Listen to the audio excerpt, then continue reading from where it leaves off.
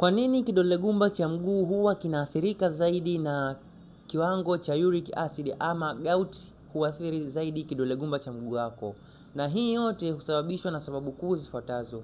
Jambo la kwanza ni mchanganyiko wenyewe wa mwili, hali ambayo inapelekea kidole chako kuathirika zaidi na gout. Lakini jambo la pili ni mazingira ya kidole chako. Kidole gumba cha mguu huwa kinapatikana chini, ambapo maeneo haya mara nyingi huwa yanapata sana baridi na kushindwa kupata joto, hali ambayo inasababisha kupelekea ile gout kujieka pale kwa kiwango kikubwa. Lakini jambo la tatu ni mzunguko duni katika maeneo hayo, ambapo hali hii pia inapelekea damu kushindwa kuflow vizuri katika maeneo hayo, na hivyo hali hii inaanza kupelekea kwamba gout inaenda kuathiri zaidi kidole gumba cha mguu wako. Ikiwa ni wewe ambaye unaathirika na gout ama umetafuta tiba kwa muda mrefu na hujapata suluhisho, unaweza kuchukua namba yangu hapo ama kucomment neno gout ili nikupe mwongozo na namna ambavyo unaweza kutatua changamoto.